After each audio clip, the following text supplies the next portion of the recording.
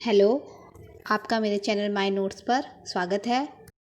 इस वीडियो में हम वर्ब के बारे में जानने वाले हैं। वर्ब क्या होता है और अलग अलग सेंटेंस में हम इसका कहाँ यूज़ करते हैं, यह हम इस वीडियो में जानने वाले हैं। जब कोई व्यक्ति कोई काम करता है तो उसका काम करना ही वर्ब कहलाता है, क्रिया कहलाता है। जैसे Ram is writing a letter, Ram पत्र लिख रहा है। तो यहाँ राम क्या काम कर रहा है? पत्र लिख रहा है, यानी कि लिखना। लिखना ही यहाँ पर वर्ब हुआ, क्रिया हुआ, यानी कि काम हुआ। एक और एग्जाम्पल समझते हैं। शी रीड अ बुक, वह पुस्तक पढ़ती है। तो यहाँ वह क्या कर रही है? वह पुस्तक पढ़ रही है। तो उसका पुस्तक का पढ़ना ही क्रिया है, यानी कि रीड क्रिया है। यह तो वर्ब का डेफिनेशन हो गया। देखिए, किसी भी सेंटेंस में वर्ब का यूज़ सब्जेक्ट के बाद होता है। जो भी सब्जेक्ट होगा, जैसे Ram is writing a letter, तो राम यहाँ पर सब्जेक्ट है और सब्जेक्ट के बाद ही यहाँ पे देखिए राइटिंग लिखा हुआ है, यानी कि राइटिंग राइटिंग क्या है? वर्ब है। तो याद रखिएगा, कोई भी सेंटेंस बनाते वक्त सब्जेक्ट के बाद ही वर्ब होगा, यानी कि राम के बाद ही राइटिंग होगा और उसके बाद ही ऑब्जेक्ट होगा। हमें ये तो समझ में आ गया है कि सब्जेक्ट के बाद वर्ब, उसके बाद ऑब्जेक्ट आता है। अब ये समझना है कि वर्ब में एस या ई एस भी लगता है। तो ये कब लगता है, एस या ई एस? चलिए समझते हैं इसको।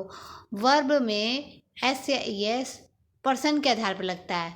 अगर पर्सन आपका सिंगुलर है तो तभी एस या ई एस लगेगा, और अगर प्लूरल है तो कुछ नहीं लगेगा। अब समझते एग्जाम्पल। राधा रन या माला प्ले। यहाँ पर शुरू में राधा लिखा है या माला लिखा है, यानी कि किसी का नाम लिखा है। सिंपल सी बात है, किसी का नाम लिखा होगा तब यहाँ पर सिंगुलर होगा, या फिर अगर ही शी इट लिखा होगा तो भी सिंगुलर ही होगा। इसके अपोजिट अगर प्लूरल होगा, जैसे बॉयज़ रन या फिर दे प्ले, यहाँ पर स्टार्टिंग में पर्सन प्लूरल है तो यहाँ पर वर्ब में कुछ नहीं लगेगा, एस या एस कुछ भी नहीं लगेगा, वैसे ही रहेगा जैसे रहता है। वर्ब अलग अलग टाइप्स के होते हैं। इसको सीमित करने के लिए दो टाइप बनाए गए, ट्रांसिटिव वर्ब और इंट्रांसिटिव वर्ब। चलो अब समझते हैं कि ट्रांसिटिव वर्ब क्या होता है। जब सब्जेक्ट का और वर्ब का ऑब्जेक्ट से लेना देना होगा तब वहाँ पर ट्रांसिटिव वर्ब होगा। और इसके अपोजिट अगर सब्जेक्ट का और वर्ब का ऑब्जेक्ट से कुछ लेना देना नहीं होगा तो वहाँ पर इंट्रांसिटिव वर्ब होगा। चलो अब इसको एग्जाम्पल से समझते हैं। जैसे Ram read a book, Ram एक पुस्तक पढ़ रहा है। यहाँ राम का लेना देना है पुस्तक से, और पढ़ रहा है तो क्या पढ़ रहा है? पुस्तक पढ़ रहा है। तो यहाँ पढ़ना का भी लेना देना है पुस्तक से। तो इन दोनों का जब लेना देना रह जाएगा ऑब्जेक्ट से, तो यहाँ पर ट्रांसिटिव वर्ब होगा। अब हम इंट्रांसिटिव वर्ब समझते हैं।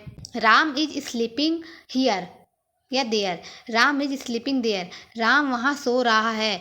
तब यहाँ राम का सिर्फ सोने से मतलब है, यहाँ वहाँ सोने से मतलब नहीं है, तो यहाँ पर इंट्रांसिटिव वर्ब हुआ। इसको एक और एग्जाम्पल समझते हैं। आई पैक्ड माई लगेज, मैंने अपना लगेज पैक कर लिया।